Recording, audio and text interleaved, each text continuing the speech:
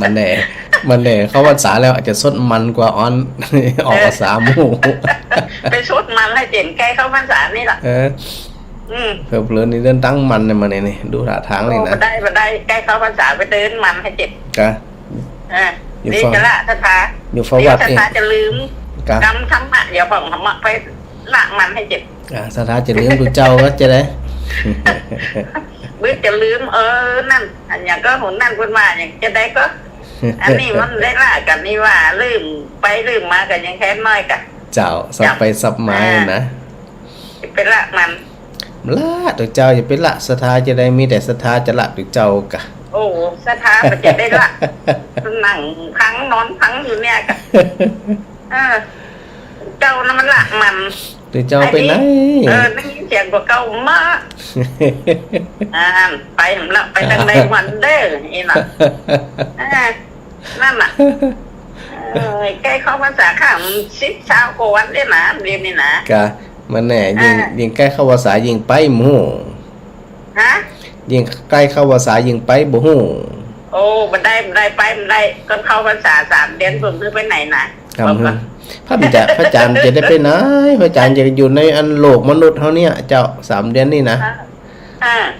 อิมัตสมิงอาวาเสยะก็น่ากะก็มันจะลืมนะกะก็พระอาจารย์มันได้ไปไหนว่าถึงมันเฮาก็จำได้คล่องไปแล้วลูกต้นขาดอย่างวันนี้เป็นเทพมาเอาละจะลืมผมละถ้าเอาถึงวันเนี่ยเอาท่องไปละจำได้ละเดี๋ยวอันอธิษฐานจิตอิมัสมิงโลเกข้าพเจ้าขอจำพรรษาในบนโลกใบนี้โหไปได้ทั่วโลกกันดีลูกนี่แข็งแต่มันได้ลืมใครอยู่ใกล้เด้อใครไปทำบัตรไปเปิดได้โอ้ยม่วนอีม่วนไหมเจ้าเดี๋ยววันพระใหญ่นี่กะสวดแหมวันพระที่จะถึงนี่นะกันน่ะเอาแต่โอ้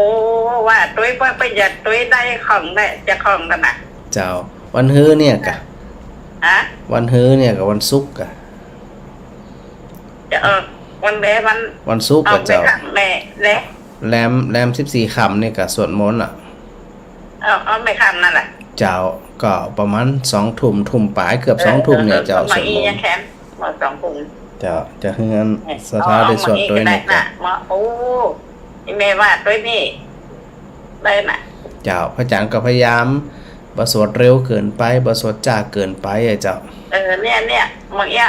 แม่ว่าตัวได้เจ้าถ้าเร็วลำไปมันก็อีดสถาก็ตัวบัดตันแม่น่ะถ้าเร็วก็ตัวบัดตันมันอีจัดน่ะถ้าจ้าเจ้าถ้าจ้าลำไปสถาก็ไขรับเห็นไหมใช่ละก็เลยปรับให้มันเหมาะสมแม่กระเทียมอันสมมติจะว่ากุศีลเลยกะเจ้าโดยปกติเนี่ยอันจะเป็นกุศีลนะเจ้า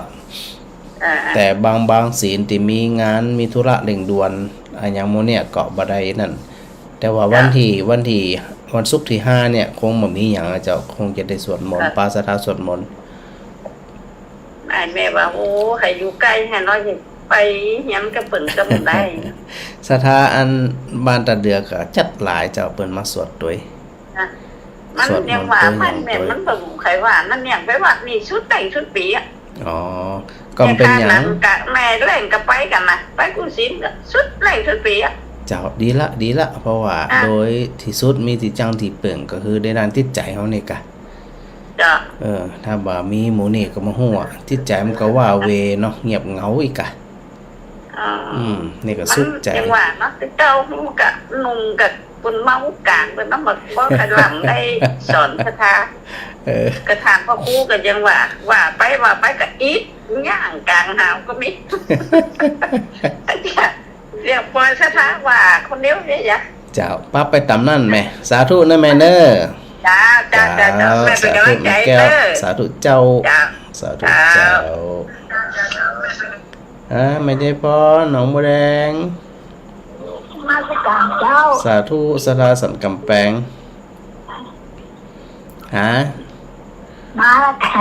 มาแล้วมาปกติเนี่ยกะฟังก็เจอเลย ถามนี้ได้ไหมนี่เนาะ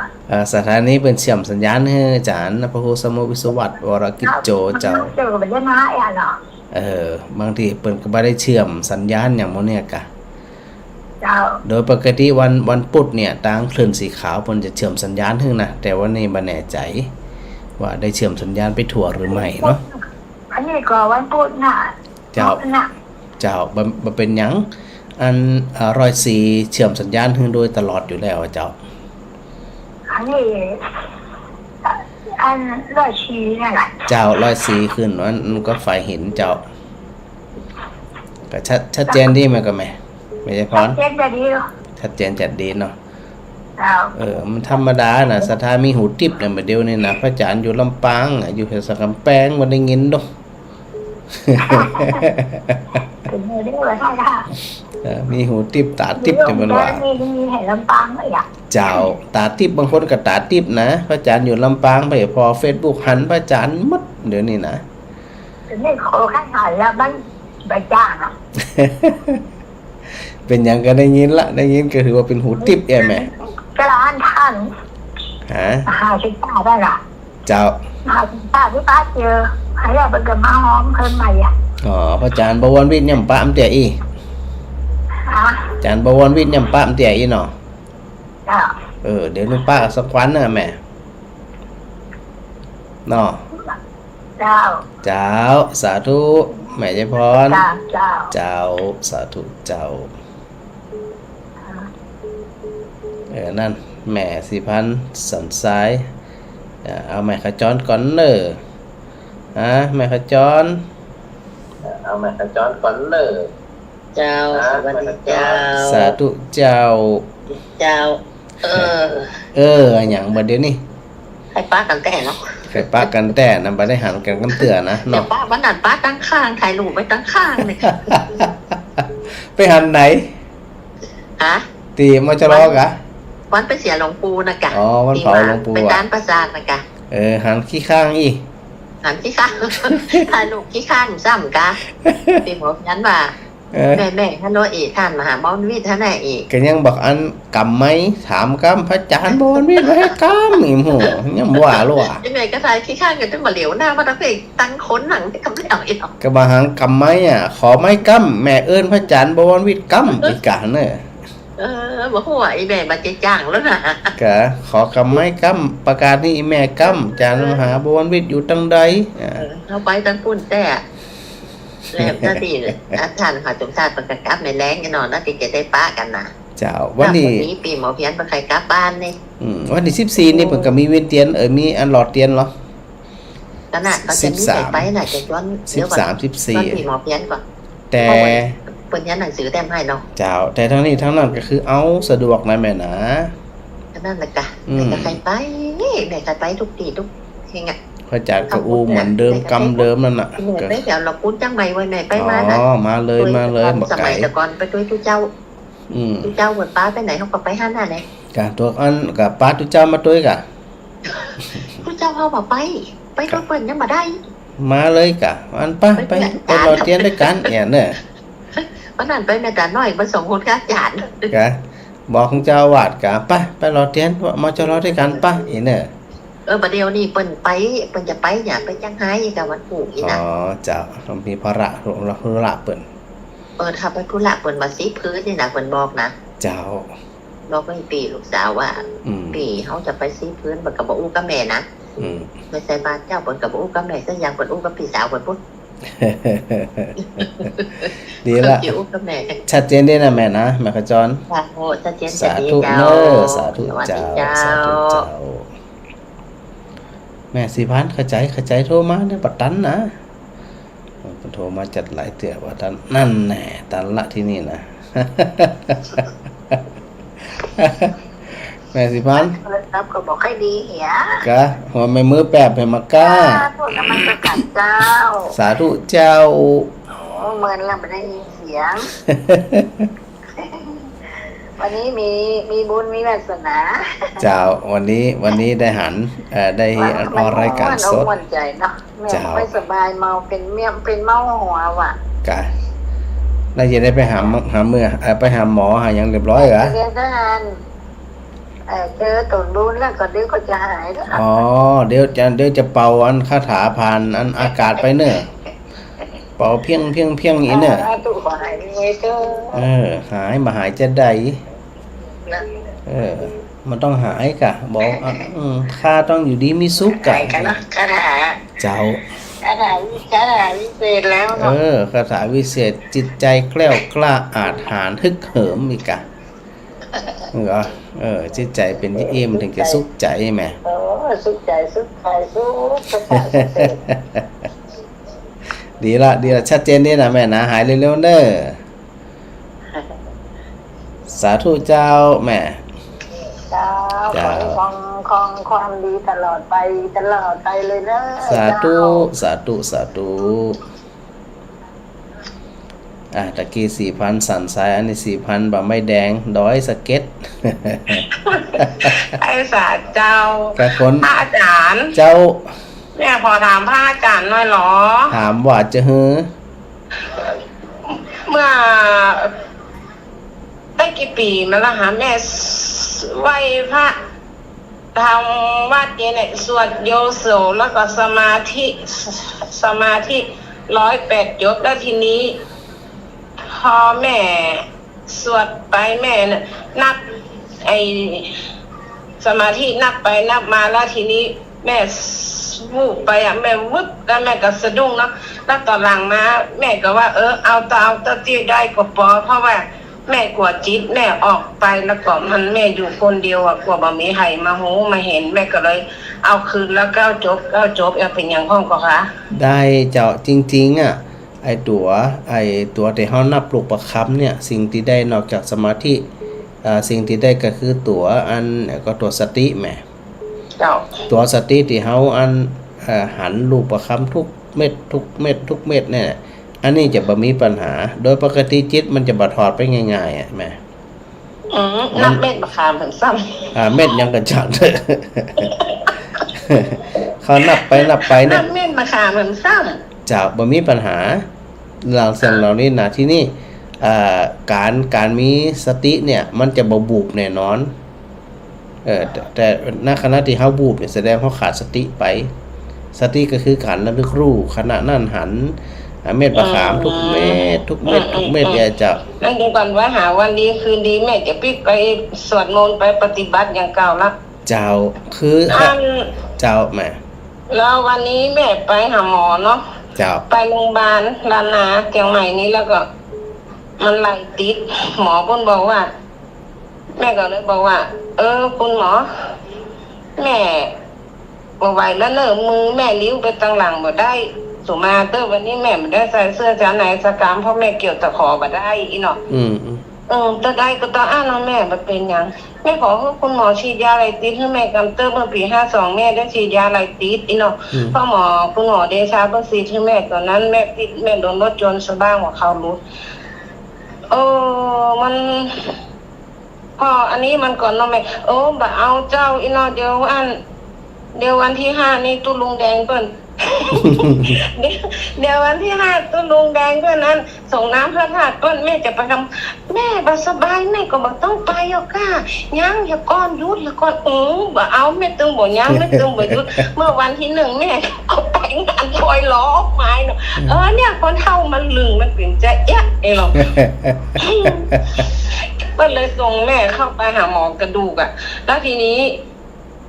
มันเป็นมา2ข้างเนาะข้างขวานี่จะเป็นนักนอนกลางคืนนี่ตอนกลางวันนี่เขาทำอย่างทำได้หมดแล้วพอตอนกลางคืนเขานอนพักผ่อนแล้วเขานอนพอรับตื่นขึ้นมาขยับตัวแม่ขยับแขนข้างขวาไปได้แล้ว2 วันนี่แขนข้างซ้ายพอยกขึ้นมาก็แป๊บแม่ก็ว่าคุณหมอขอฉีดยาให้แม่อีเนาะแม่พร้อมพอถึงเวลาถ้ามันเป็นปุ๊บไปปั้มแม่พร้อมแต่แม่ไม่อยากจะเป็นคนไข้ติดเตียงแม่จะไม่อยากจะเป็นภาระของไผเพราะแม่ตัวคนเดียวอีเนาะก็น่าก็มองก็บอกแม่แล้วเนาะว่าบอกไปเตื้อทำบุญก็ทำมานักมาหลายแล้วมันต้องไปแม่จะไปแม่ตั้งใจไว้แล้วมันเหลือวัดสุดท้ายแล้วที่ประสงค์นะพระท่าวัดตุลุงแดงเป็นวัดสุดท้ายก็จ้างมันอย่างปีหน้าก็มีอยู่รู้เอาอันไปหาหมอกระดูก เลยได้ฉีดยาอันไลติดข้างขวา ดีแล้ว ข้าง กะ ซ้ายนี่คือกินอันยาคลายกล้ามเนื้อยาแก้ปวดก็โอ้ยกินจนพออันไตจะพังแล้วยาตรงนี้อีกเนาะ มันดีอะไรยังมันเดี๋ยวนี้ หายก็แทนที่จะฉีดยาให้เขาเห็นถึง2 ข้างฉีดข้างเดียวเนี่ยสร้างมาปวดเหลือเก่าก่อนปวดเข็มอะ แล้วไหลติดดีอะไรยังอ่ะ ไตติดตอนนี้ดีละรู้สึกว่าดีละเดี๋ยวลองดูว่าถ้านอนพักผ่อนคืนนี้ ถ้ามันแบบนี้อันอย่างก็มีแล้ววันนั้นที่แม่ไปงานปล่อยล้อน่ะเขาโหงมะนาวมาแล้วพอดีเจ้าภาพเปิดกรรมมะนาวมาแจกเนาะแล้วได้ยินเขาว่าเอาทาที่มันเจ็บมันปวดนี่แล้วแม่ไม่ได้แกะเอาสตางค์ออกนะแม่ไม่ได้แกะเอาเหรียญออกแม่ก็ยกมือขึ้นอธิษฐานจิตว่าสาธุพระอาจารย์เอาเจ็บเอาปวดนี่ออกไปให้แม่กันเนอะเพราะว่าถึงวันนี้แม่อยู่คนเดียวแม่ต้องทำบุญแห่งนักแห่งหลายอยู่เพราะแม่ไม่อยากจะเป็นไปมืดมามืดอีเนาะแล้วมันก็ดีขึ้นนะดีขึ้นแล้วทีนี้ข้างซ้ายมันมาแป๊บเดี๋ยวพอยกแขนขึ้นก็แป๊บแล้วแม่ไปอัลละกับหมอนะกะแล้วหมอว่าเป็นนะยังแค่บอกแม่ฉีดยาอะไรให้แม่กันเตอร์อีเนาะเพราะถ้าเป็นอย่างนี้นี่เดี๋ยวแม่มาหาหมอได้วันที่14แม่ก็ต้องมาหาหมอแฮมวันที่28แม่ก็ต้องมาหาหมออ้าวแล้วคุณหมอเก่งกิ๊ดที่แม่ไปหาวันนี้อ่ะที่ไฟลวกแขนแม่นี่นะที่มันดูแลแขนให้แม่นี่นะเจ้านัดแม่อย่างวันที่31เนาะพระอาจารย์หลวงพ่อคุณหมอเขานัดแม่หรอ ก็อยู่ที่อันดุลวินิจของคุณหมอเนอะแต่อันที่ไฟลวกแขนแม่นี่ตั้งเมื่อวันที่12พฤศจิกายน62แล้วเจ้าแล้วก็ดูแลมาตลอดแม่ก็ตึงว่ามันก็ดีนะตอนแรกเพิ่นจะทำอันศัลยกรรมให้แม่ว่าบ่เอาเพราะอย่างเจ็บแขนก็เปาะต้องมาเจ็บก้นเนี่ยนี่อย่างต้องไปเจ็บก้นของคุณหมอจะตัดเอาเนื้อก้นแม่มาใส่กับเนื้อแขนแม่นะกะแม่หน่อยลงอันบ่เอาอีกเจ้าจะได้ก็เป็นกำลังใจนะแม่เนอะเจ้าเป็นกำลังใจให้พระอาจารย์เหมือนกันเจ้าสาธุเจ้าสาธุเจ้าไว้สาธุเจ้า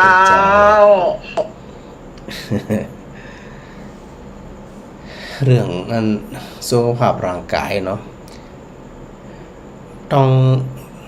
มีความสัมพันธ์กัน2ด้านนะสถานะกายกับจิต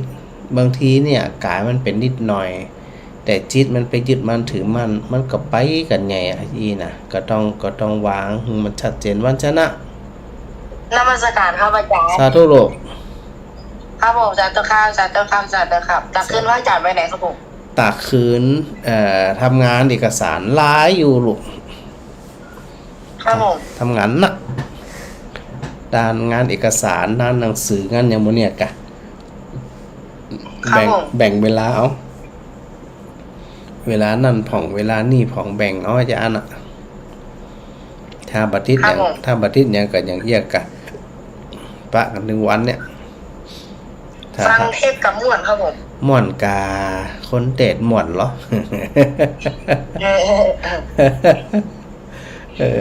ดีละชัดเจนดีนะลูกนะครับผมชัดเจนดีครับผมโอเคสาธุทักทายกันลูกครับผมสาธุครับสาธุครับสาธุครับสาธุ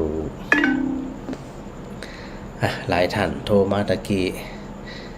พระอาจารย์บ่ได้รับนะมันโทรเอามันกดเอาก็แล้วกันนะสถานะให้มากดก่อนนะแม่ติมนุโมงค่ะพระสาเจ้าท่านอาจารย์สาธุชัดเจนดีเนาะเจ้าขึ้นวัดไปหินนะเจ้าขึ้นไฟเห็นเป็นชัดเจนดีอยู่แล้วเจ้าใส่กินเลยสบายใจสบายอกสบายใจจะไปเครียดไหมเนี่ยยังชีวิตของคนเฮามันมีการเครียดฟังนะแต่วันนั้นก็รับเฝ้าจ้าเหลือรับเฝ้าพระอาจารย์อันพอรับเฝ้าตื่นมามันก้ามกับอันมีอยู่ดังโซ่แหละตื่นมามันก้ามก็จบไปแล้วเนี่ยก็อันจะไปเครียดฟังท่านอาจารย์ด้วยนะเจ้าแม่สบายดีนะแม่ติ๋มเจ้าสบายดีเจ้าบ่ได้ปากกันเตียนเนาะไปดันโหลดเตียนนี่เจ้าดีละบุญรักษาเด้อเจ้าสาธุสาธุแม่ติ๋มสาธุเจ้าฮะแม่น้อยเจ้าไว้สาเจ้าพระเจ้าไปวัดน้ำเดียวบุญรักษา เจ้า ดีมากดีมาก แม่ไม่ได้ยินนะท่านว่าโอ้อันนี้ตัวจริงเขาเลยแม่เปิดพอนี่ อย่าง เพชรนี่บานดอกนี่งามเนาะอาจารย์ที่จุโลนี่ เจ้ามันเหมือนดอกอันเปิ่นเฮาว่าดอกเข้าวสาเจ้าดอกพรรษาดอกเข้าพรรษามันจะเป็นเอี้ยดอกเวลาเข้าวสาทุกปีเนี่ยในช่วงเข้าวสาในดอกนี้เพิ่นจะบานเนี่ย มันจะบานเนาะ เจ้าเพิ่นก็เลยว่าเพิ่นก็เลยฮ้อดอกภาษาหรือดอกเข้าพรรษา เจ้า ก็งาม จัง เจ้า ไปถ่ายได้มานี่งามงาม โอ้ยไปถ่ายจากอินเทอร์เน็ตมาถึงนั่นน่ะ อ๋องามดี เจ้าถึงสถาพอเราเย็นตาเย็นใจอีกอะ เจ้าพออย่างกับอันสีนี่ เป็นสีขาวสีม่วงสีชมพูสีเขียวอุ้ยสถานที่เปิ่นบ่ได้หันนั่นเนาะเฮาอวดเลยเด้อ เจ้างามนี่แต่เนาะ งามเจ้างาม เจ้า อันนี้ก็อันขอบ เจ้า แคปมาอย่างมานี่กะ เจ้า สาธุเจ้าแม่น้อย เจ้าไว้สาเจ้า สาธุเจ้าดอกขาวสาช่วงมันเป็นช่วงเนาะช่วงขาวสามันก็จะงดงามที่เอียสถานงามมันเหมือนกับดอกดินนะว่าหาแล้วไผก็เอาดอกดินมาให้พระอาจารย์เนี่ยสถานเจโฮมกะแม่นก็แม่นน่าจะแม่นละก็โยมเนี่ยก็ไปให้พระอาจารย์ลืมแล้วเด้อมาหันโทรมาหาพระอาจารย์เมินแล้วนี่แล้วก็ดอกดองดึงเนาะดอกดองดึงเนี่ยไม่แน่ใจว่ามันจะขึ้นแถมอยู่เนาะพระอาจารย์ปลูกแล้วมันก็ยุบหายไปนะแต่ดอกดินนี่ขึ้นมาอยู่ฮัลโหล ครับน้องไปแทนจ้า จ้าเขามีคนแซววันก่อนว่าสงสัยตั้งโทรศัพท์แหมว่าไข่มดเถอะก้า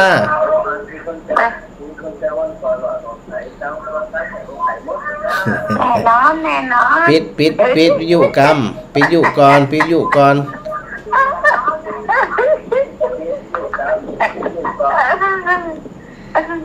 แน่นอนฝากความคิดถึงหาตัวกินเนอร์ เจ้าคนมาได้ยินเสียงแม่บัวไข่มันก็เลยถามหาอย่า ถามหากันเนาะมาได้ยินเสียงได้ยินเสียงขอบคุณเจ้านอนฟังมาได้ เจ้านอนฟังก็สุขใจละ นอนฟังพี่ก็ว่าก็ไข่หัวคนเดียวก็จะมีคนถามหาดูยี่เนาะก็เคยได้ยินเสียงแล้วมาได้ยินเขาก็ถามหาดีละสาธุแม่ฟังเพลงลุงโบกับอันลบหรือถ้าอันเอาบทโทรไปกันแม่โบไข่ไม่ไหนยังยังบทโทรมาขอเพลงด้วยกันฟังจิมมีความสุขของผู้สูงอายุวันนี้เปิดมาวัน3วันนี้ท่านพูดโอเวนแล้วละไปไหนเนี่ยเนาะสาธุแม่สาธุเจ้าเดี๋ยววันอย่างก็วันที่5จะนั่งฟังสวดด้วยเนาะเจ้าหนังฟังเตรียมหนังสือสวดมนต์ด้วยเนอะเตรียมอย่างก็เตรียมหนังสือสวดมนต์ด้วยหนังสือสวดมนต์ที่ของอาจารย์นะเจ้าอาจารย์จะได้บอกเป็นหน้าไปเนาะเจ้าสาธุแม่มาไล่ไว้สัตว์เจ้าพระอาจารย์เจ้าสาธุเจ้าวันนี้นั่งฟังงานพระอาจารย์วันนี้วันพุธวันที่3เจ้าในกลางวันนี้โซรายการสดห้ามไปไหนได้เป็นแต่เป็นวันที่พระอาจารย์เป็นสวดมนต์น่ะแม่ก็สวดด้วยนะไม่คืนน่ะแม่ไปบนหัวนี้เดี๋ยววันที่5เนี่ยแม่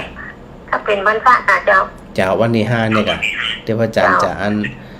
หมู่ชมรมผู้ใฝ่ธรรมหมู่ศรัทธามาฟังมาสวดด้วยเจ้าสวดเอาไว้บนหัวในงานด้วยนั่นน่ะดีแล้วเดี๋ยวก็บ่ค่อยเต็มกับเพิ่นเนาะมันเป็นหยังคล้อไปตัวไปสวดมันนี่นะเจ้าเวลาตอน6 โมงไป7 โมงทุ่มอย่างนี้ก็สวดด้วยอาจารย์ท่านนั่นนะก็คล้อไปตัวเจ้า สวดเป็นตัวคลอไปด้วยกันมันเป็นสวดกันแล้วก็ยกแม่มาคนเดียวมันได้นะเจ้าอันไหนซื้อน่ะกำเป็นยังก่อนล้อสวดกับพระอาจารย์มาคำมาคืนในกำมาต้องออกไปไหนอยู่กับบ้านกับจองเนาะแต่พระอาจารย์พระอาจารย์ของเพิ่นก็ตนเดียวนมเดียวเนาะเพิ่นก็อยู่ตนเดียวเพิ่นนั่นเนาะเจ้าก็วัดต้นนะครับที่วัดนี่ก็ได้นะอาจารย์เนาะได้เลยแหมได้เลยเจ้าเจ้าสาธุเจ้าสาธุเจ้าสาธุสาธุเจ้าแม่วันดีแม่วันดีโทรแม่พัดน่ะหลายคนดูเอาบ่ได้รับได้กินโทรมาใหม่ในช่วงแรกๆก็ถือโอกาสถึงสถาได้มีส่วนรวมในการจัดรายการโทรเข้าหาถามสารทุกข์สุขดิบนะอย่างน้อยที่สุดพระอาจารย์ก็ฮู้แล้วว่าสถานที่โทรมาหานั่นเนี่ยเปิ้นอยู่บ้านไหนที่ไหนชัดประชัดจะได้นี่นะพระอาจารย์ก็จะฮู้ละหาประชัดจะได้ฮู้ว่าเป็นเพราะอย่างนี้เนาะหาแม่พัดเจ้าพระอาจารย์เจ้าพระอาจารย์สาธุเจ้าจริงของชุดแม่นจริงตึงสดตึงแต้ก็คืออันฟังเทศเนาะเจ้าเทศก็ม่วนนั่นแหละเจ้าฟังเป็นม่วนอ่ะอันเทพตีแต่คืนก็คือวันที่พระอาจารย์ออกสดวันคอนนะเจ้าเจ้านี่เสียงไม่มีอยู่แม่นฟังไปฟังมาอย่างไม่แก้วว่าได้ยินเสียงตัวเก่าเห็นแล้วอย่าไม่ยินโทรมาคืนเทพมอกน่ะโทรหากันก็ไปดูสถานเหมือนกันนะบางทีเวลาวันใดพระจันทร์เป็นเทพเดี๋ยวสถานกระทู้งานโอ้เป็นเทพหามะไปไหนน่ะอย่าหามะหาไม่รัดสถานกระต้องหาเนาะไปไหนน่ะเนาะขอบคุณสถานเจ้าฟังทุกวันกับไม่ได้ฟังกับม่วนก็เล่นฟังแหดตั้งหน้าตั้งตารอน้องแนงในเหม็นมันเนาะเจ้าน้องแนงมันแล้วเจ้าแต่จะกำเป็นที่ดีดูก็ชัดเจนนี่นายแม่นะแม่พัดเจ้าชัดเจนจัดดีสาธุแม่สาธุเจ้าสาธุเจ้าแม่กับแก้วไหว้สาเจ้าท่านอาจารย์ไปได้ตักกันเหี่ยมือไปไหนมานี่ไผหายวันที่14ถ้าบ่ได้ไปก็จะหอมบุญไปเนอะเจ้าเอาสะดวกเลยติดไปสถานธรรมวันที่7ท่านอาจารย์ไปวัดจอมพอก็เจ้าก็ยังบ่ได้นัดหมายกันเตื้อนะยังบ่ได้นัดหมายกับอาจารย์มหานพดลเตื้อเจ้าผมว่าใครจะได้ไปจะได้ไปจะได้ตำแหน่งได้เห็นตำแหน่งหนึ่งแล้วเจ้าการมาถึงหมู่หวานนั่นน่ะมันอัดยัดเยียดกันการนี่นะเดี๋ยวมีเปื่อนเป็นนักเรียนปริญญาโทอยู่ห้านคนท่านอาจารย์แต่อยู่จักอยู่ไปโรงเรียนด้วยกันที่สูงนั่นน่ะลุงเกรียงไกรไตโยน่ะติมเป็นปริญญาโทน่ะจำได้ก็จะดำๆน่ะที่ไปสอนน่ะเห็นปริญญาโทท่านอาจารย์เนี่ยเจ้าอันอาจจะเป็นฝากแกไปทำบุญแกถึงไปตลอดเจ้าแกอาจจะเรียนสาขาพุทธกาพระอาจารย์สอนสาขารัฐอาจจะคนละสาขาแล้วก็ไปช่วยงานอยู่ตลอดนั่นน่ะถ้าอาจารย์รู้จักอยู่ว่าเดี๋ยวจะฝากแกไปทำบุญนะเจ้าได้เลยแม่ได้เลยเอาเงินสดฝากไปให้แกไปรอเตียนแกถึงไปช่วยอยู่พุ่นน่ะวันดาชื่อก็เกรียงทรัพย์เกรียงไกรชื่อเกรียงไกรไตโยโมศิลป์ได้เขาห้องเป็นวิรัญโยเขายังห้องเป็นวิรัญโยเดี๋ยวคงจะอันป้ากันปุ่นได้ไหมเจ้าเดี๋ยวคงป้ากันปุ่นเนาะเปื่อนกันที่โรงเรียนเทศบาลด้วยกันเนี่ยเจ้าเดี๋ยวยุ่แม่จะฝากมันไปรอเตียนให้หน่อยเจ้าเขียนจื่ออย่างเงี้ยเจ้าได้เลยแม่ได้เลยเนาะแกสร้างเจดีย์ที่วัดศรีปงชัยน่ะเจ้าเนี่ยค่ะศรีปงชัยไอ้เจดีย์ขู่นั่นน่ะเจ้าศรีปงชัยเจ้าสาธุด้วยกรรมฐานสาธุท่านอาจารย์เจ้าสาธุเจ้าสาธุเจ้าอันก็แม่บันดี เปิดโทรมาหลายรอบนะพระอาจารย์บ่ได้รับจังหวะบ่ได้เนาะแม่มาลีครับแล้วมาประกาศเจ้า เจ้าฮะ สบายหยังลืมหยังลืมอะไรจะถามอาจารย์ดีอันเดี๋ยวแม่จะถามอาจารย์ว่าอันก็อันถ้าเป็นคนไทยจะเห็นแล้วเรามาเห็นคนเหมือนกับหันแล้วกับมาหันนี่เราแต่ว่าอันอาจารย์นั่นความหมายของกันเนี่ยเจ้าอาจารย์อ๋อเหมือนที่อันหลวงพ่อเกษมเพิ่นเขียนไว้น่ะกะที่กุฏิเพิ่นน่ะกะมาเห็นมหันน่ะกะตอนนั้นเนี่ยหันแล้วกับมาหันนี่นะเจ้าอาจารย์หันแล้วมาเห็นแล้วมาหันน่ะก็คือมาหันมาเห็นนั่นน่ะนะคือเดี๋ยวแม่ไขหูจ้ามันเป็นกรรมเฮาอาจจะฮ้องว่าเป็นปริศนาธรรมก็ได้เจ้าแม่นับเป็นปริศนาธรรมปริศนาธรรมดังนั้นเนี่ยเข้ามาเห็นมาเห็นเนี่ยนะเปิ่นมองลึกซึ้งเปิ่นฮ้องว่าเห็นด้วยปัญญาบ่จะว่าเห็นด้วยอันตาบางทีเนี่ยตาเห็นก็จริงเห็นแต่บ่หันหมายความว่าเห็นรูปร่างภายนอกเห็นจากอันที่แต่บ่สามารถเห็นด้วยปัญญาถ้าเป็นที่เนี่ยมันจะมีโอกาสเกิดโลภะโทสะโมหะใดถ้าเห็นด้วยตาแต่บ่เห็นด้วยปัญญานี่นะหรือบางทีเนี่ยปัญญาเห็นกระจ่างแจ้งทุกสิ่งทุกอย่างตาแทบจะบ่ต้องเห็นก็ได้เพราะมันเข้าใจไปแล้วอีเนี่ยเปิ่นมองอันดวงตาปัญญาเนี่ยเจ้าอย่างความหมายก็คือเดี๋ยวว่าอย่างเขาฮู้ทำแล้วฮู้ผิวเผินแบบเหมือนบ่ฮู้นี่ครับอาจารย์ถ้าฮู้ผิวเผินนี่ก็บ่ฮู้อ่ะฮู้แบบผิวเผินฮู้บ่แต้เจ้าฮู้ธรรมะนี่นะเจ้าธรรมะจริงๆเนี่ยก็คือฮู้ความเป็นจริงแค่นั้นน่ะบ่ได้อันที่หลวงพ่อพุทธทาสพระองค์อยู่เสมอว่าธรรมะของพระเจ้าเนี่ยบ่ได้ลึกลับแต่ว่าลึกซึ้งเจ้ามันมีความลึกซึ้งอยู่ในตัวก็ถ้าเฮาอันฟังพิจารณาไตร่ตรองนำมาประพฤติปฏิบัตินี่นะอันเนี้ยมันเป็นการมันเป็นการเห็นอย่างจริงจังเห็นอย่างแต้ๆถ้าเห็นที่เนี่ยเพิ่นว่าเห็นด้วยปัญญาพอเห็นด้วยปัญญาแล้วบ่มีหยังที่จะมาอันเนี่ยคือจิตใจของเขาเนี่ยมีความโลภความโกรธความหลงได้เลยเพิ่นว่าเห็นด้วยปัญญาใช่มั้ยเนี่ยประมาณนี้ก็ขึ้นอยู่กับว่าเขาจะเห็นจริงหรือไม่ใส่ใจที่จะเห็นจะเพ่ง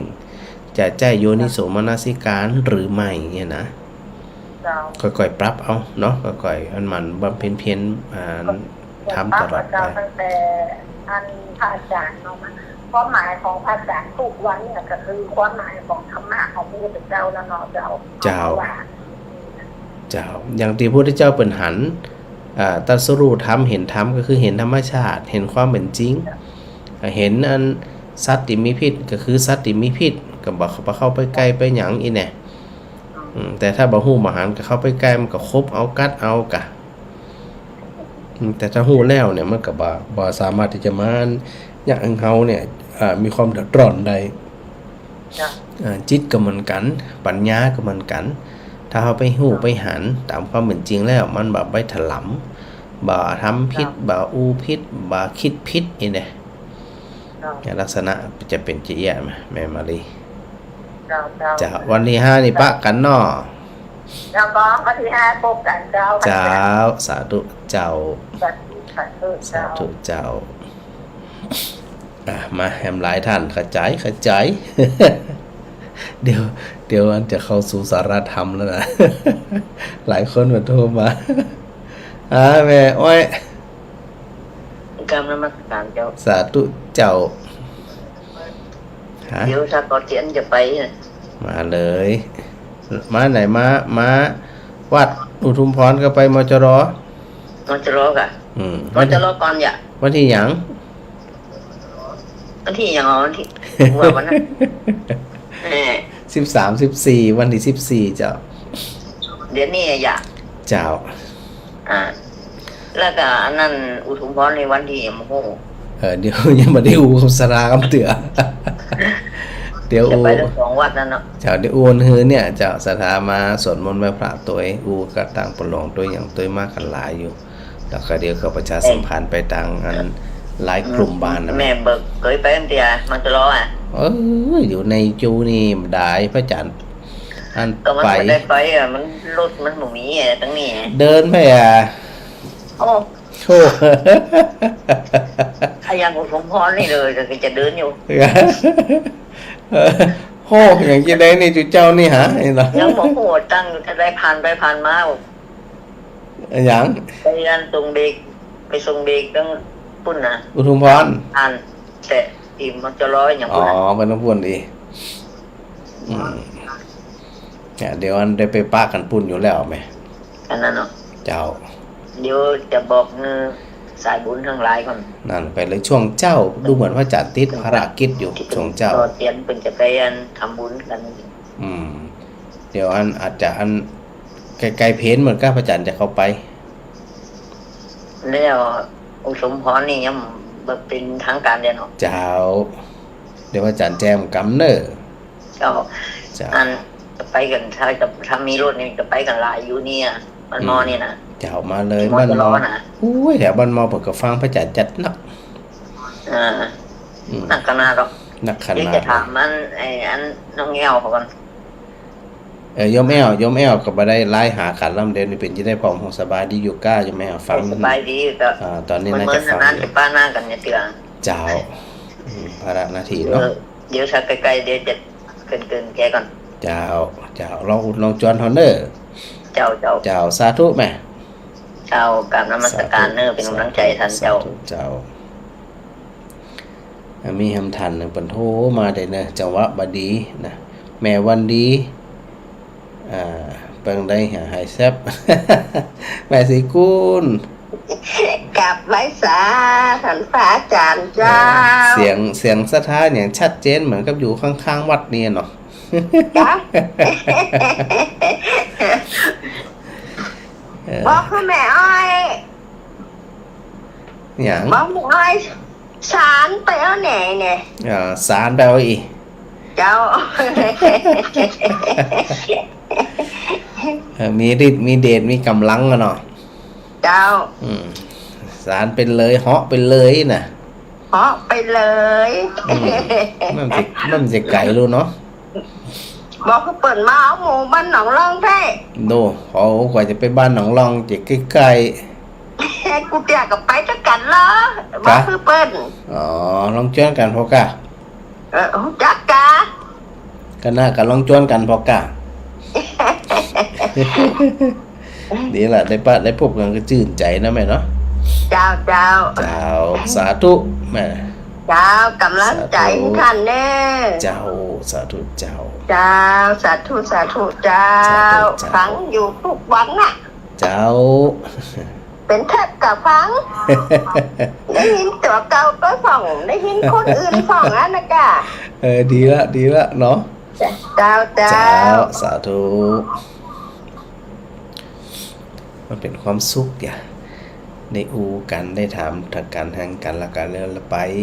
ป้ากันตีมอจรอนะสถาก่อสุขใจตัวตรงที่ไหนตรงที่ว่าฟังรายการวิทยุ106.5 เมกะเฮิรตซ์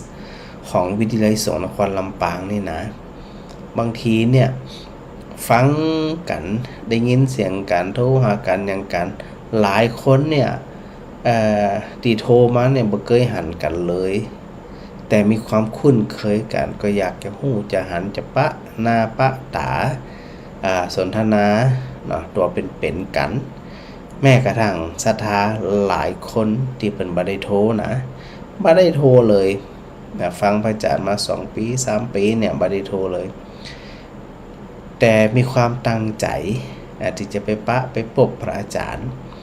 บรรดาครูบาอาจารย์ที่วิทยาสงฆ์นครลำปางกันแฮมจัดหนักนะมันมีความคุ้นเคยกันตรงที่ว่าจิตเจตนาเป็นอันเดียวกันเนี่ยมันก็มักจะระลึกถึงกันเนาะสุขใจซึ่งกันและกันบางทีเนี่ยการสนทนาถ รรมเนี่ยมันเหมือนกับเป็นสื่อเป็นสัญลักษณ์ของความสุขนะการที่โทรหากันถามไทยอย่างน้อยก็แจ้งผลการรับฟังพระอาจารย์บอกสถาแล้วนะว่าสถาฟังพระอาจารย์จากที่ไหนดังใดนั่นเนี่ยจะได้หู้เนาะว่าระบบใน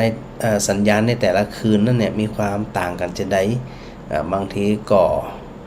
ชัดบางทีก็บ่ชัดอีนะในกรณีที่มันบ่ชัดสถาก็จะเริ่มโทรหากันลุ่มล่ะว่ามันบ่ชัดกะมันหายไปกะอีนะหรือถ้ามันชัดแล้วสถาก็จะไปลืมโทรหาพระอาจารย์เช่นเดียวกันอย่างน้อยพระอาจารย์ก็ได้ฮู้ว่ามันชัดเจนในระดับใดเนาะสถาเนาะส่วนดอกไม้ที่สถาหันอยู่มีลักษณะเปิดห้องว่าเหมือนดอกพรรษาเนาะดอกเข้าวสาที่บรรเทานะมันจะเป็นออกสีม่วงแก้มขาวแก้มเขียวนะงามเลยแหละสถานะเพราะแล้วเวลาเขาหันที่นะหลายคนที่เปิดได้เห็นได้ชมพระอาจารย์ผ่าน Facebook เนาะอันนี้เปิดก็จะหันแต่สำหรับสถาที่ฟังเฉพาะวิทยุเนี่ยบ่หันแต่จินตนาการนึกถึงเอาดอกไม้มันเป็นที่เนี่ยสถาก็สามารถจินตนาการได้เนาะที่นี่ในเรื่องราวสืบเนื่องนะบุญมีแต่กำบังโยมก่อนอุมาถามวันก่อนนะพระอาจารย์ก็ได้อธิบายไปนิดหน่อยนะในเรื่องของกรรมการทำหน้าที่ของกรรมบอกบนห้องว่าด้วยกิจเนาะว่าด้วยกิจว่าด้วยหน้าที่ของกรรมวันก่อนเนี่ยได้อู้ถึงในเรื่องชนกกรรมมาสถานะชนกกรรมที่นี่มาดูตัวที่2อุปถัมภกกรรมกรรมสนับสนุนกรรมที่เขาไปช่วยสนับสนุนหรือซ้ำเติมต่อจากชนกกรรมมันจะไปเข้ากรรมที่ว่าทำดีบ่ได้ดีแล้วก็อย่างก็ที่พระอาจารย์พูดตะกี้นั่นนะบุญมีแต่กรรมบังไอตัวบุญมีแต่กรรมบังเนี่ยเขาท่านทั้งหลายจะไปลืมนะที่พระพุทธเจ้าตรัสถึงในก็อดีตปัจจุบันอนาคตนะแต่ว่าถ้าเขามองเรื่องกรรมเนี่ยมันจะเป็นเรื่องของอดีตส่งอดีตเนี่ยเป็นเหตุแล้วปัจจุบันกรรมเนี่ยเป็นผลตัวปัจจุบันกรรมเป็นเหตุแล้วก็เป็นอนาคตกรรมต่อไปเนี่ยมันก็จะไหลไประดับเยอะเขาจะไปลืมว่าเมื่ออันยังก็ตามที่เขาได้กระทำไปได้อู้ไปได้คิดไปเนี่ยเนาะกายกรรมวจีกรรมมโนกรรมนั่นเนี่ย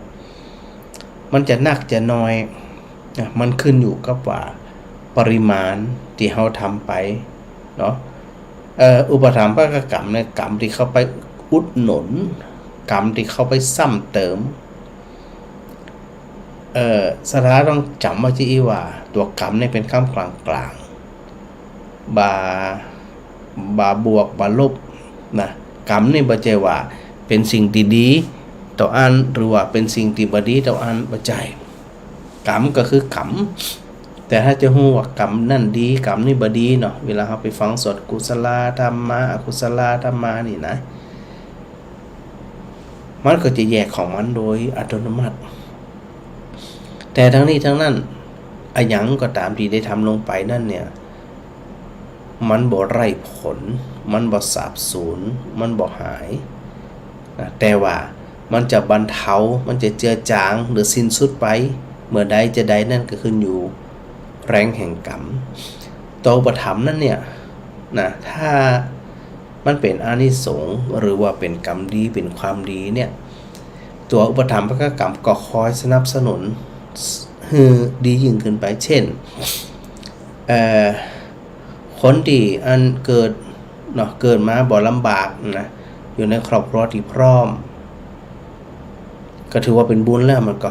เป็นบุญละซ้ำไปเกิดที่พ่อแม่เป็นคนมีศีลมีธรรมอบรมสั่งสอนบุตรหลานประคบประหงมขนาบลูกหลานกูคนให้หึงไปในแนวทางที่ดีได้นะ แล้วก็กรรมดีที่ตัวเองได้ทำไปเนี่ยก็ไปสนับสนุนคือมีโอกาสในการศึกษาที่ดีๆไปป้าคุณครูที่ดีๆมันก็และอุปถัมภกกรรมที่มันเป็นกรรมดีก็มีโอกาสนะในเมื่อเรียนดีอย่างดีมันก็แล้วก็มีโอกาสไปอย่างแหมไปได้การงานที่ดีการงานที่ดียังพอเดี๋ยวนะการเงินก็ดีเงินก็ดียังพอเดี๋ยวนะไปปะเจ้านายดีไปปะเพื่อนทำงานดีอันนี้เพราะว่ากรรมมันคอยอุปถัมภ์กรรมดีเนี่ยมันจะไปอุปถัมภ์กรรมดีเสมอไปพระเจ้าจึงฮือเฮาทั้งหลายนี่ว่าอย่าจะไปดูดายในเรื่องของกรรมจะเล็กจะน้อยจะอย่างไปตามแหละแต่ถ้าเฮาสะสมไปมันทำไปความดีเนี่ยมันมีหลากหลายนั่นก็ซึ่งพระอาจารย์ได้บอกสถาอยู่หลายเตือว่าบางทีเนี่ยเฮามองในเรื่องกรรมดีเนี่ยมันจะแคบไปเฮาจะมองแคบมันก็อันถ้าเฮามองแคบเฮาก็บ่ได้หยังสถาเฮาก็จะได้แบบแคบแต่ในเรื่องของทางพระพุทธศาสนานั่นเนี่ยพระพุทธเจ้าคือเฮาทั้งหลายเนี่ยมองกว้างขึ้นไปแหมจะไปมองแคบเขาจะไปเรื่องว่ากรรมดีหรือความดีเนี่ยสถาจะต้องมองครบแล้วก็ช่องทางแห่งการทำบุญงามความดีสะสมดีเนี่ยมันมีหลายซึ่งสถาก็สามารถได้ไปหาพระไตรปิฎกเนาะเล่มที่3ที่คณิกายแล้วก็สามารถที่จะเข้าไปหาได้นะพอเข้าไปหาได้แล้วเนี่ยเขาก็หันว่าอ๋อในเรื่องของกรรมที่พระพุทธเจ้าได้อู้ถึงเนี่ยนะมองไปที่เขากำลังมองถึงอุปถัมภกกรรมที่คอยสนับสนุนทางที่ดีซึ่งมันมีหลายข้อ10ข้อที่1คืออย่างทานามัยบุญความดีที่ได้มาเนี่ยคือการแบ่งปันซึ่งถามว่าถ้าคนที่ขี้ทีเนี่ยนะตรณีทีเหนียวเนี่ยก็จะมองกันว่าทานามัยนี่เป็นเรื่องที่ยากเขาเป็นคนขี้จี้มันก็เรื่องอย่างเขาหามาหิมตายจะมาแบ่งคนนั้นบางคนนี่ไม่ใช่แต่พระเจ้ากลับตรัสว่าเนกาเสรปเทสุขังการกินคนเดียวย่อมไม่อยู่เป็นสุขพระองค์กลับตรัสว่าทานามัยสำหรับคนที่มีจิตใจอันเป็นบุญนี่นะต้องการอุปถัมภกกรรมที่มันเป็นกรรมดีเนี่ยเปิ้นหวังง่ายที่สุดแล้วการทำบุญทำดีที่ง่ายที่สุดก็คือเนี่ยคือการแบ่งปันมันก็มีนักแบ่งนักมีน้อยแบ่งน้อยเจือจานกันอยู่ด้วยกันมันมีความสุขใจจะตายนะเขามีอย่างเขาแบ่งข้างบ้านมีอย่างก็แบ่งโน่นแบ่งนี่นะพระอาจารย์ยังนึกถึงว่าสถาญาติโยมหลายคนเนี่ยนะนึกถึงดูเจ้านึกถึงพระอาจารย์เปิ่นได้กับเขาดีๆเนี่ยอย่างดีๆเนี่ยเปิ่นกึดเอานะนึกถึงพระอาจารย์นึกถึงดูเจ้ามันก็ในกรณีเดียวกันสถาก็นึกถึงพ่อถึงแม่เป็นกินจะได้อยู่จะได้นึกถึงสามีภรรยาดูแลกันจะได้นึกถึงคนข้างบ้านอยู่จะได้แบ่งปันกันเหมาะสมบ่นักบ่น้อยตามกำลังของเขาเนี่ยนะ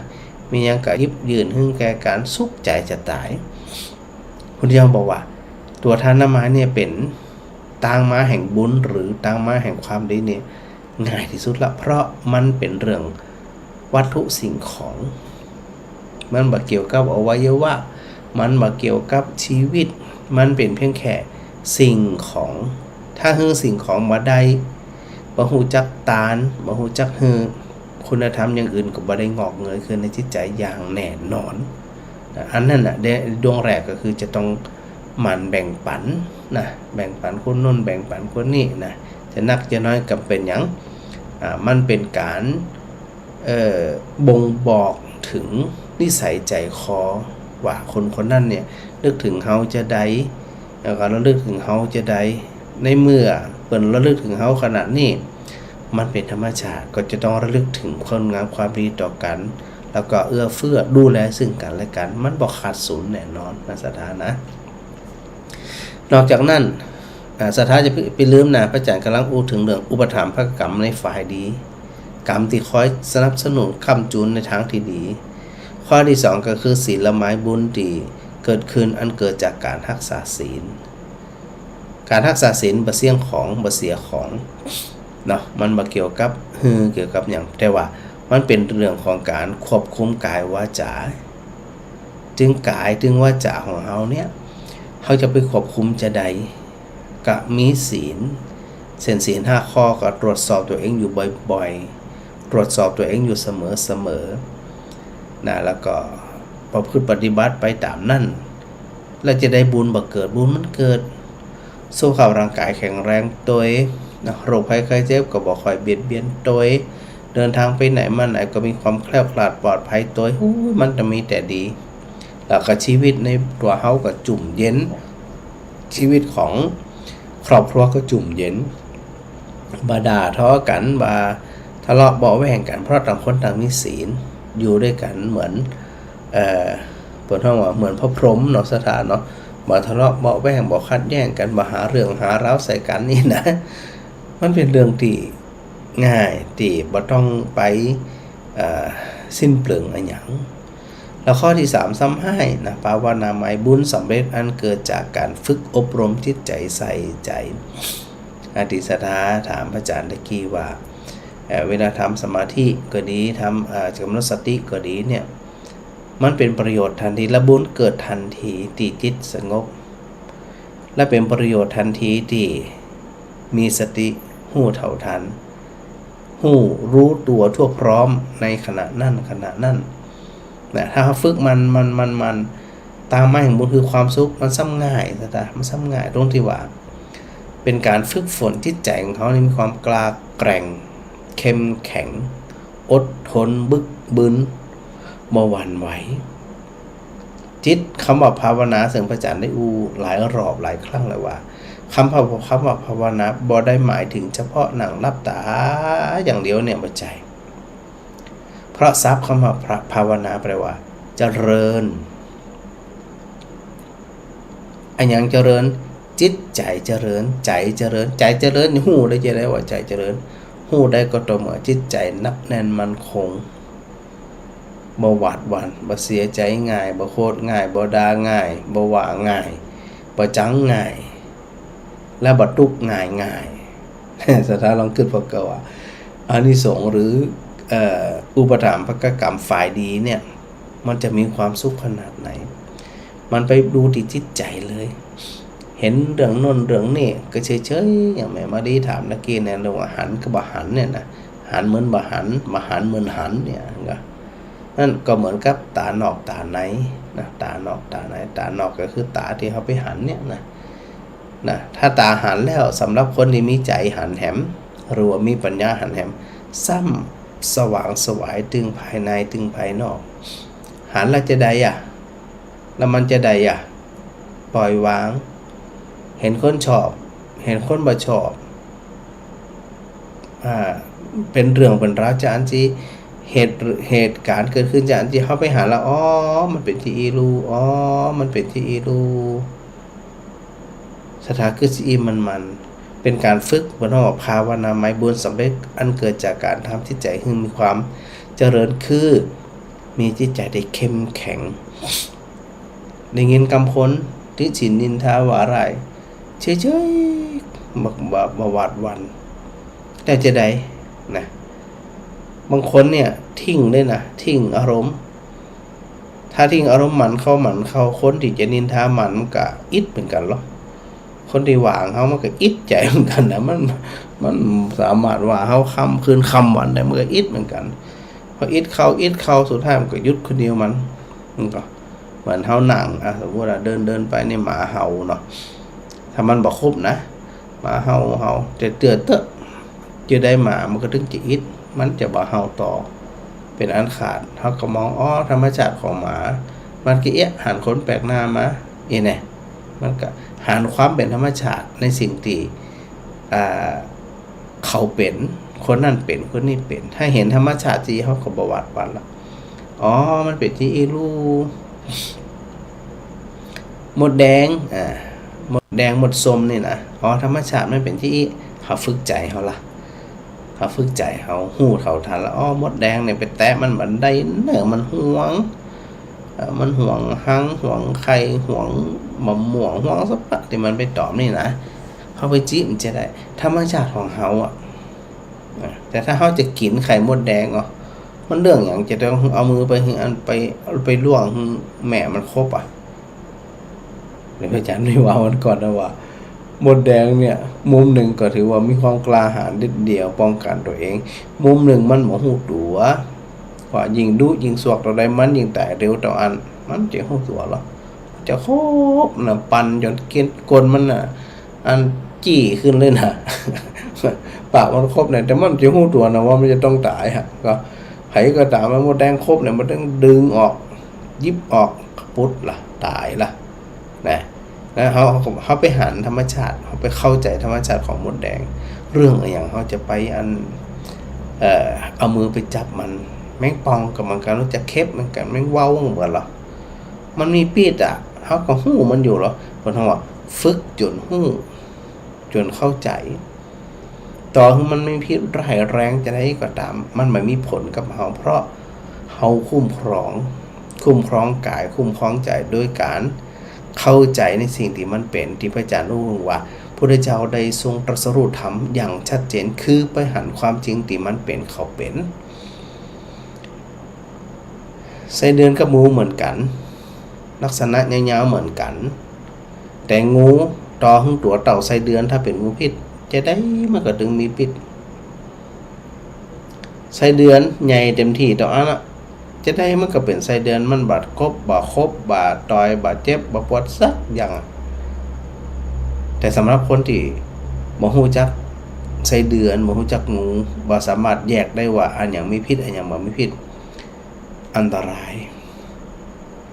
สมมติเราเป็นคนบ่กลัวถึงงูบ่กลัวถึงไส้เดือนก็ไปจับเล่นกะไส้เดือนเป็นอย่างเงาะแต่สถานของเกิดพอกะตะเข็บงูร้องไปพอกะมันจัดการทันทีแต่ถ้าหาห้องหูไส้เดือนมันบ่เดือดมันบ่กัดบ่ครบเฮามีปัญหาส่วนจะเข็บกาส่วนงูกาจับมาได้อย่างแล้วเรื่องอย่างเขาจะไปจับมันก็หนีได้กันหนีเหี้ยเว้นได้กับเว้นเนี่ยมันจะไม่ยากอย่างเขาได้อย่างเงี้ยมันได้ฮะอย่างแมงปองเนี่ยเดินอันยกหางก็ได้เลยนะเขาก็หันมันเฉยๆเขาไปจับมันไปยุ่งมันอย่างมันจะต่อยเขาได้จะได้ออกเหมือนกันการที่เขาฝึกอบรมจิตใจเขาจะเดินนั่นจะไปเป็นคนที่เปราะบางคนเข้ามาเป็นกลุ่มคนที่มีที่ใจเปราะบางอย่างพระอาจารย์ได้อู้อยู่เสมอว่าความสุขกับความทุกข์นั่นเนี่ยจะไปฝากกับคนอื่นบางคนทุกข์ใจเพราะเสียงคนอื่นคำคนอื่นพฤติกรรมคนอื่นแสดงว่าใจเขาเนี่ยบ่ได้ฝึกมาปอความสุขก็เหมือนกันนะเขาร้องคนอื่นชื่นชมร้องคนอื่นสรรเสริญข้อเขาบ่สรรเสริญเขาบ่ชื่นชมบางคนนี่งุดงิดเศร้าใจมาหันความดีของเขาก็จะได้มาชื่นชมเขามาสรรเสริญเขามันเรื่องอะไรอย่างที่จะเอาความสุขของตัวเองนั้นนะไปฝากกับคนอื่นเขาผลิตเองเลยเขาสุขใจคนเดียวเขาเข้าใจว่าความสุขความทุกข์มันอยู่ที่ใจจะได้เขาจะต้องไปรอคนอื่นเอาพฤติกรรมของคนอื่นเนี่ยมาเป็นตัวแปรเป็นเงินไขที่ใจของเขามีสุขมีทุกข์มันบ่น่าจะใจแล้วแสดงว่าเขาบ่ได้ทำหน้าที่ในเรื่องของการภาวนาคือฝึกจิตใจให้มีความนักแน่นมั่นคงบ่หวาดหวั่นถ้าที่มันก็จะเป็นลักษณะอุปถัมภกกรรมในทางที่ดีได้ก็มันทางที่ดีได้จิตใจเข้มแข็งไปอยู่ในครอบครัวที่มีการอบรมศึกษาดีอย่างดีเข้าใจดีกระบวัดวันอันนี้มองในฝ่ายดีก่อนนะแล้วตั้งมาของความดีตั้งมาของบุญตั้งมาของกรรมดีที่ว่าอุปถัมภกกรรมนั่นก็คืออย่างปัจจายนะไมบุญที่เกิดขึ้นความดีที่เกิดขึ้นอันเกิดจากการประพฤติอ่อนน้อมถ่อมตนเขาเจือองค์สมเด็จพระสัมมาสัมพุทธเจ้าว่าการประพฤติอ่อนน้อมถ่อมตนนั่นเนี่ยมีแต่คุณมีแต่ คนอื่นน่ะหึงเกียรติมีแต่คนอื่นนั่นเนี่ยคือความฮักคือความเอ็นดูคือความไว้ใจแต่บ่ได้เป็นการเสแสร้งนะเขาจิตใจเขาอ่อนโยนแต่บ่ได้อ่อนแอเพราะว่าอ่อนแอก็คือเป็นคนที่บ่ฮู้เรื่องสักอย่างแต่ถ้าอ่อนน้อมเป็นคนที่ฮู้ทุกอย่างถ้าบ่ฮู้เขาจะบ่อ่อนน้อมอย่างทุเจ้าเนี่ยสถาโดยปกติเปิดนับถือกันตามพรรษาเนาะตามพรรษาไปบทก่อนบทหลังบทก่อนนี่เป็นพันเตบวชที่หลังเปิ้นฮ้องอาวุโสนะเวลากราบเวลาไหว้เปิ้นจะไหว้กันตามวันที่บวชเดือนที่บวชปีที่บวชไปบวชก่อนต่อหึงบวชก่อนนาทีหนึ่งก็ถือว่าเป็นพันเตคนบวชหลังต่อหึงนาทีหนึ่งก็เปิ้นฮ้องอาวุโสมีอายุน้อยกว่าศรัทธาทั้งหลายก็เช่นเดียวกันการประพฤติอ่อนน้อมถ่อมตนนั่นที่พระพุทธเจ้าตรัสว่ามีความอ่อนน้อมต่อภิกษุผู้ใหม่ผู้ปานกลางผู้เฒ่านั่นแสดงว่าการประพฤติอ่อนน้อมถ่อมตนนั่นเนี่ยบอกกระดังกระเดืองเย่อหยิ่งจองหองนะบ่เย่อบ่หยิ่งบ่จ้องบ่หองบ่หยังสักอย่างเจอคนที่มีอายุน้อยกว่าก็หึงเกียรติก็เจอคนที่เสมอกันก็หึงเกียรติเจอคนที่เปิดอายุหนักกว่าพรรษาหนักกว่าก็หึงเกียรติหึงความเคารพอ่อนน้อมเป็นอุปถัมภกรรมที่จะได้รับบ่ว่าจะเป็นยศบ่ว่าจะเป็นลาภบ่ว่าจะเป็นสุขบ่ว่าจะเป็นสรรเสริญอันเกิดจากการประพฤติอ่อนน้อมถ่อมตนนี่แหละตัวอุปถัมภกกรรมฝ่ายดีมันจึงส่งผลนะถ้ายาวก็ยาวไปเตี้ยสถานะมันถึงจะจบเนาะตั้งมาแห่งความดีตั้งมาแห่งอุป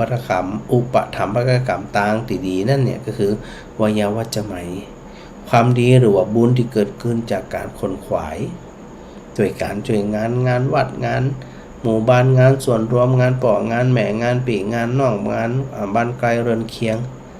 ช่วยกันดูแลคนละไม้คนละมือเฮามีเงินมีทองไปช่วยหยังมากมายกายกองก็แต่อาศัยวายาวัจจะไหมขนขวายช่วยเหลือพ่อแม่เปิ้นต้องการหยังหาเปิ้นจะแปลงหยังหาเปิ้นยะๆหยังหาเฮาก็ไปขอไปจ่อยไปปัดไปกวาดไปถูไปดูแลนั่นการที่ขนขวายช่วยเหลือรับใช้ก็เป็นตามมาแห่งอุปถัมภกรรมจะส่งผลถึงเฮาทั้งหลายนั่นมีสุขภาพแข็งแรงตัวแล้วก็มีโอกาสที่ผู้รักผู้ใหญ่เพิ่นจะฮือยศฮึงตำแหน่งฮือความชื่นชมฮือความคุ้มครองฮือความเอ็นดูได้เนาะเนาะตัวที่6ปฏิทานไมบุญที่สำเร็จด้วยการเฉลี่ยแบ่งปันความดีให้แก่ผู้อื่น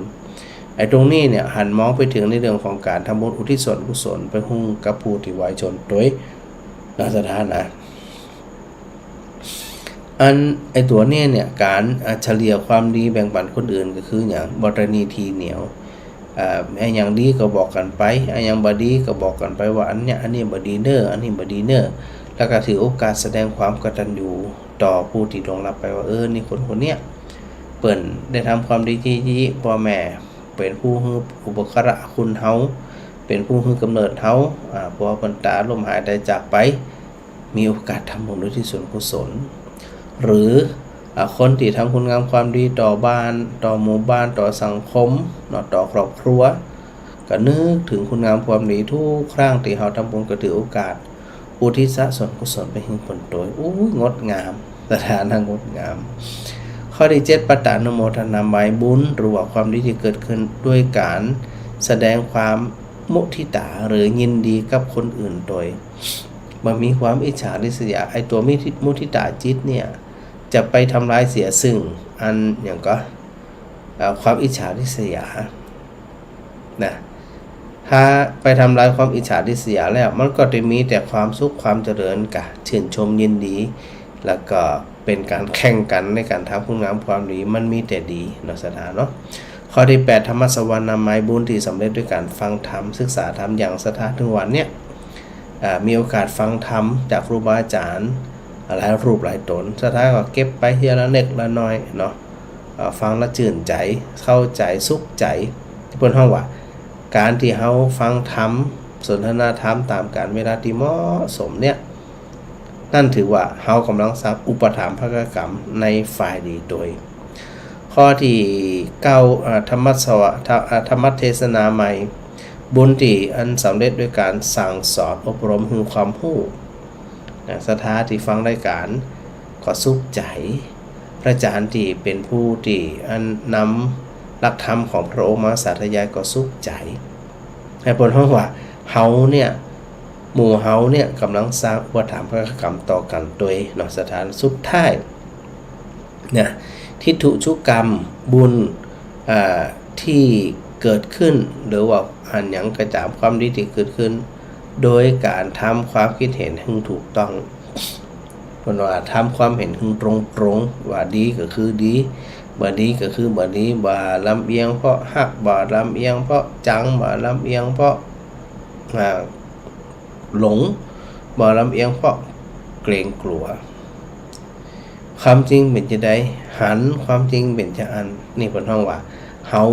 กำลังสร้างอุปถัมภกกรรมฝ่ายดีนะสถานะแต่ว่ามันไม่ทำฝ่ายหนึ่งเป็นอุปถัมภกกรรมเหมือนกันแต่อุปถัมภกกรรมฝ่ายเลวฝ่ายไม่ดีฝ่ายชั่วฝ่ายดำฝ่ายบาปทำงานเหมือนกันเลยเกิดมาเนาะในครอบครัวที่ลำบากลำบนหาเจ้ากินครับย่ำปอเดี๋ยวไปเจอป่อเจอแม่ขี้เราเมายาขี้ข้านนะบ่ทำการทำงานทะเลาะเบาะแว้งตบตีกันบาปที่เราทำมาอุปถัมภกกรรมฝ่ายบดีฝ่ายชั่วมันสนับสนุนตลอดแต่พออยู่ในจะอันลำบากอยากแค่ขนาดนั้นเนี่ยแล้วก็พ่อแม่ทุบตีกันทะเลาะกันบ่ไว้วางใจกันมีความสุขกันแล้วอุปถัมภกกรรมฝ่ายบดีเนี่ยมันสนับสนุนต่อ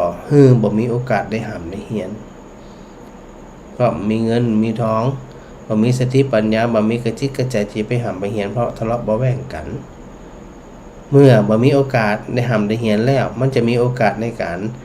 ได้รับการทำงานที่ดีได้จะได้แล้วก็โอกาสที่จะหาเงินหาทองได้จะได้มันคอยซ้ำเติมบนห้องว่าผีซ้ำดำพลอยนะมันจะไปสนับสนุนเลยล่ะเมื่อไปสู่ที่บดีเกิดที่บดีอย่างที่บดีความบดีทั้งหลายเนี่ยกรรมอุปถัมภกกรรมฝ่ายชั่วมันพร้อมที่จะถึงการสนับสนุนโดยบนห้องว่าซ้ำเติมนักหน่วงก็เหมือนกันถึง10ข้อที่พระอาจารย์รู้ถึงถ้าทำตรงกันข้ามมันก็เป็นอุปถัมภกกรรมฝ่ายชั่วฝ่ายอกุศลฝ่ายที่บดีแล้วเขาทั้งหลายก็ลองขึ้นพอกสถาว่าขณะนี้เนี่ยหมู่สนาทั้งหลายเป็นผู้ดีฟังธรรมกันอยู่เสมอใส่ใจกันอยู่เสมอตั้งใจกันอยู่เสมอแล้วเรื่องอย่างที่เขาทั้งหลายเนี่ยจะบ่ทำหน้าที่ของเขาในการพัฒนาจิตใจของเขาโดยนอกสถานอันนี้กำลังพูดถึงอุปถัมภกกรรมนะทั้งสองฝ่ายนะสถานนะถึงฝ่ายอันฝ่ายดีกับฝ่ายชั่วหรือว่าฝ่ายบุญกับฝ่ายบาปก็ขึ้นอยู่กับหมู่เขาทั้งหลายว่าเขาทั้งหลายนั้นเนี่ยจะออกมาในลักษณะจะไรเนาะตะกี้พระอาจารย์ดูสถาติอันทักพระอาจารย์มาใน Facebook Live นะมีแม่เล็กแม่ประยัดโดยเนี่ยมันหายไปละแสดงว่าอันส่งข้อความมานักๆเนี่ยคนที่ส่งมาแรกๆมันจะถูกปัดออกเข้าใจจะอันนะมันแรกๆพระอาจารย์หันอยู่แต่ช่วงหลังนี่บ่มีละนะ มันปัดไปจะได้บ่ฮู้นะอันนี้ยังบ่ได้แก้ไขบ่ฮู้จะแก้ไขจะได้แต่อยากการหันทุกคนนะตั้งแต่เริ่มต้นเนาะแต่อันนี้บ่หันละนะก็มันโชว์ขณะนี้ก็คือโชว์ตั้งแต่แม่บทน้องอินสุวรรณเนาะนานมาสักการพระอาจารย์นะอันก็เปิ้งไม่แก้ววัดแต่เจ้าสาธุ แม่บทตองหวานเปิ้งหน่อยแม่แก้ววัดแต่แล้วก็แม่พิสมัยเกินคำแสนนะไว้สาพระอาจารย์ฉากหลังงามแต่นะเป็นดอกพรรษาเนาะดอกขวสาเจ้า แม่ถนอมพันล้อมนะแม่คุณพรณีสิบล้างนี่วันก่อนก็หันไปเดินนั้นร่วมทำบุญกับครัววัดป่าอุทุมพรอยู่นะไปเป็นแม่ครัวช่วยกันบุญสาธุสาธุเน้อแม่กองคำน้ำตาปลูกนะนมัสการพระจันทร์ดอกอะไรสวยงามมากสวยจังก็ดอกพรรษาลักษณะเนาะลักษณะจะเป็นจานอันโยมชุติการรอดพยานกราบนมัสการพระจันทร์ฉากหลังใหม่ดอกไม่งามนะก็พยายามจริงๆก็อยากจะเปลี่ยนทุกวันนั่นแหละแต่มันมีเวลาที่จะปรับมันมีเวลาที่จะหาฉากงามๆมาใส่นะมันนักในสถานที่ถ่ายเองก็ปั๊บจะตักกันหลายที่ถ่ายคนเดียวนี่นะเดี๋ยวมันมีเวลาไปหามันเนี่ยอย่างหวานนะมันนัก ที่ละกากันนักเลยเนาะป่อยงยุทธมณีวันนะทักทายพระอาจารย์มาปีอันบวคำพิเชษวงศ์ปีสาวดอกไม้สวยขนาดเย็นตาเย็นใจนี่สาธุตัวโยมเมตตามงคลสายอันนี้เป็นฟังพระอาจารย์จากตั้งหูอย่างเดียวนะอยู่อันเป็นฟังพระอาจารย์แล้วก็ฟังทุกคืนเนาะกับโยมส่วนเป็นฟังก็สุขใจจะไปลืมนะตาที่มีคุณภาพที่สุดก็คือตาในก็คือตัวสติปัญญามีความเข้าใจพอเข้าใจแล้วเนี่ยมันสุขใจมันจะบ่มีโอกาสพลาดพลั้งมันบ่มีโอกาสจะถลำลึกอันยังไปสักอย่างชีวิตเขาเกิดมาตั้งเตือนจะได้เขาบ่าเร่งทำคุณงามความดีบ่เร่งอันใดบ่ดีก็ละเหี่ยขวางเหี่ยละเหี่ยขวางเหี่ยก็เขามีโอกาสเกิดมาเป็นมนุษย์ตั้งเตือน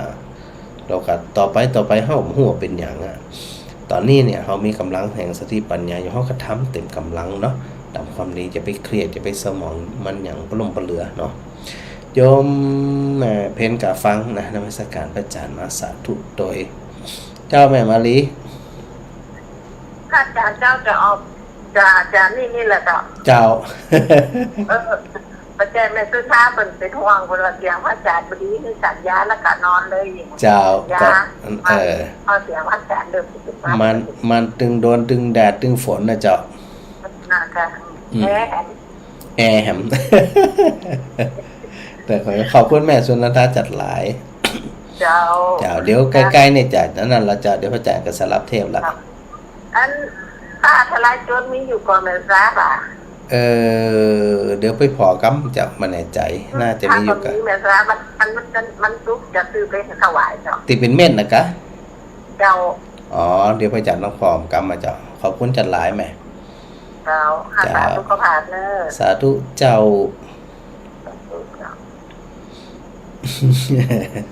อันสถาก็สังเกตเนาะเสียงแปลกแปลงไปแหละ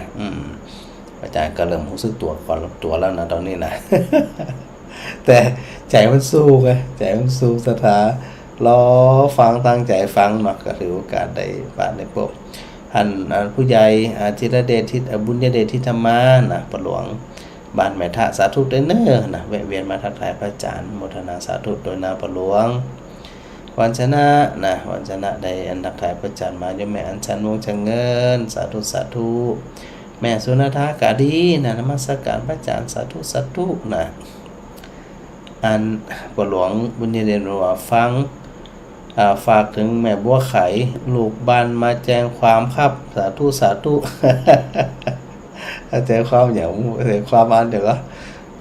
ตั้งโทรศัพท์หมดสงสัยนะพอสมนึกวัคซีน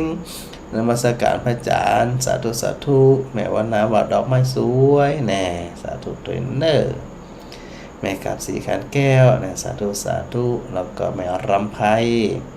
เอาไว้สาพระอาจารย์ฟังอยู่นะแม่บัวทองทำนมัสการพระอาจารย์วันที่5กลุ่มไฟธรรมจะไปสวดมนต์กันเนอนี่อันสถาวัดอุทุมพรมันตาเดือนนะแม่บัวทองท่าแก้วจะมีกลุ่มบนห้องกลุ่มไฟธรรมนสถานเนาะก็มารวมสวดมนต์ไหว้พระเก่งนสถานนะเวลาพระอาจารย์นำสวดอย่างต่างๆส่วนมากเป็นจะสวดกันได้สวดกันได้แล้วก็อาจจะมี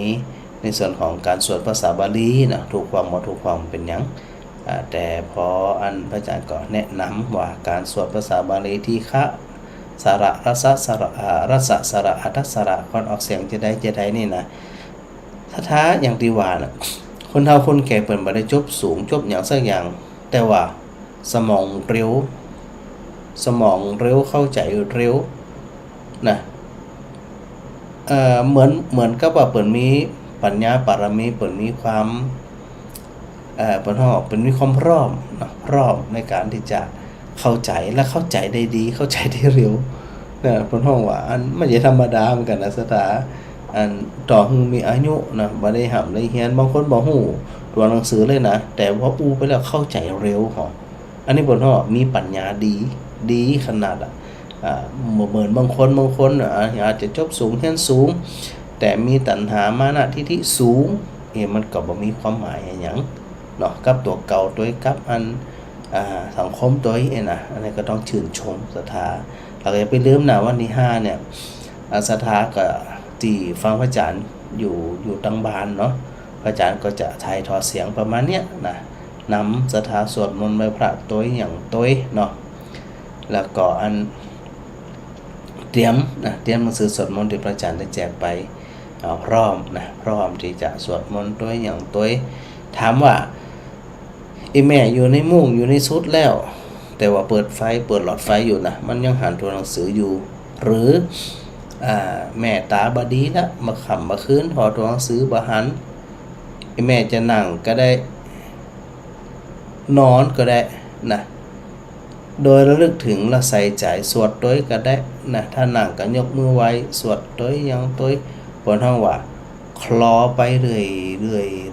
ยบ่ต้องไปเครียดบ่ต้องไปกังวลว่าแม่อ่านบ่ได้แม่ตาบ่ได้บ่ต้องตาบ่ดีก็บ่ต้องพอเพราะว่ามันผู้เฒ่าผู้แก่เนาะสายตามันก็พร่าฟางตาลายแต่ใจบ่ลายตัวตาใจบ่ฟางตัวใจสติอย่างที่พระอาจารย์รู้ถึงสติปัญญาของศรัทธาเนี่ยมันแหลมคมอยู่แล้วก็สวดตัวเบาๆนะแต่ข้อสำคัญก็คือเวลาสวดมนต์ก็ตามหยังก็ตามต้องระวังคนที่อยู่ในบ้านด้วยกันโดยบางทีก่อนเกิดความรำคาญกันได้เขาจะไปคิดว่าเขาเนี่ยทำความดีแล้วมันน่าจะอนุโมทนาน่าจะได้วิบูลย์ของกันเขาจะไปลืมนะลูกหลานบางคนเปิดทำงานมาวันค่ำเนาะมันอิดมันอ่อนมันหิวนะที่พ่ออีแม่ปู่ย่าตายายก็สวดมนต์วนน่ะเราอ่อนไม่ได้พักผ่อนอย่างนั้นนะเขาก็มันจังมาต้องเปล่งเสียงดังก็ได้เปล่งเสียงเบาๆในกรณีที่อยู่หลายคนนะถ้าอยู่หลายคนแล้วชอบกันนึงกูคนเนี่ยอันนี้ก็ปากันสวดเลยแต่ถ้าอยู่คนเดียวอย่างคนเดียวนี่มีปัญหาแต่ก็ต้องระวังคนข้างบ้านด้วยบางทีเนี่ยผู้ปฏิบัติธรรมต้องบ่สร้างความรำคาญบ่สร้างภาระให้กับคนอื่นนะสถานะครับมันเหมาะสมเลยมันจะว่าเอาใจตัวเองว่าค่าสวดมนต์เป็นความดีเป็นบุญมาคาดขวางเป็นม่านกะมาได้ละแสดงว่าเฮาเนี่ยไปบ่ถึงไหนเฮาบ่เข้าใจนะก็ปรับเปลี่ยนสถานเนาะฝากกันไว้โยมแม่วิจิตราธรรมลังกาสาธุตัวเนอโยมแม่เนอเพิ่นได้ไปเป็นแม่ครัวถวายนะทำโรงทานถวายดุจเจ้าพระนิสิตทุกวันอังคารวันพุธสาธุตัวแม่พระอาจารย์ก็ได้ฉันทุกครั้งกันนะเพราะช่วงหลังๆนี่บ่มีโอกาสได้ไปฉันรวมพระนิสิตเนาะที่อันโรงฉันเนื่องจากว่างานมันหนักนะก็เลยอันฉันในห้องดังเจ้าหน้าที่เพิ่นก็จัดมาที่ในห้องแล้วก็แม่ก็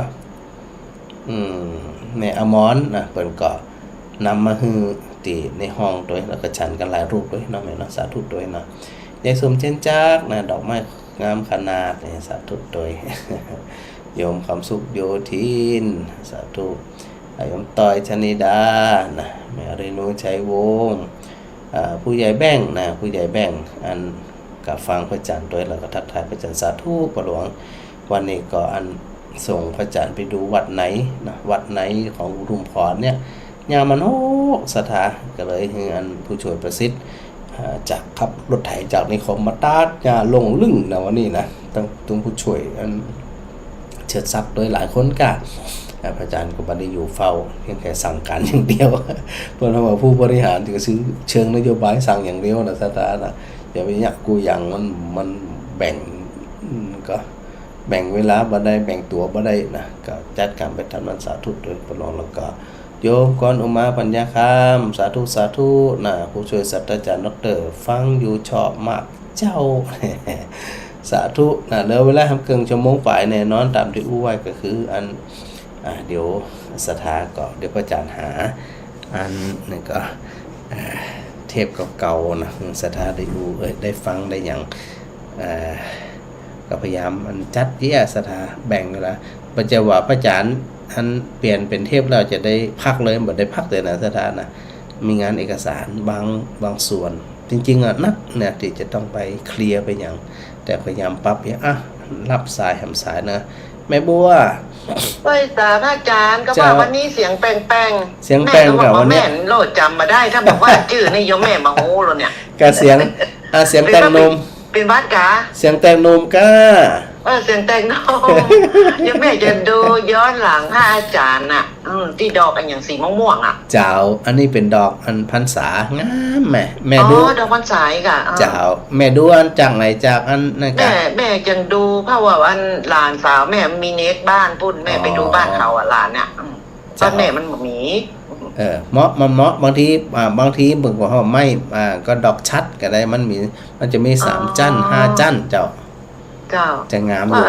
วันนี้เสียงแปลงแม่พระอาจารย์ก็บอกว่าแม่นี่เนาะเสียงแตกนมมันจะนักมันต้องกลัวพระอาจารย์ตัวใหญ่มันต้องกลัวเป็นบ้าตะอี้ว่ากลัวมันจะกลัวซ้ำกลัวธรรมดากูเจอวันนั้นถ้าอยู่เป็นเทพนี่ยมแม่โทรหานะว่าท่านไทยเป็นเทพแต่เนาะวันนี้อย่าลองเสิร์ชกว่ารอไอ้เนาะเป็นว่าของโซดเนาะวันนี้โซดเจ้าวันนี้โซดแม่ไม่ได้ฟังหรอกเจ้าชัดเจนนี่นะภาษาเจ้าชัดเจนดีฝ่ายหินเจ้าสาธุแม่บัวสันสาย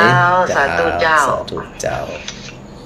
ขอกราบถวายความเคารพครูบาอาจารย์ทุกรูปทุกตนนะครับที่ได้กำลังใจกับลูกศิษย์ลูกหามาตลอดนะครับถวายความเคารพครับผม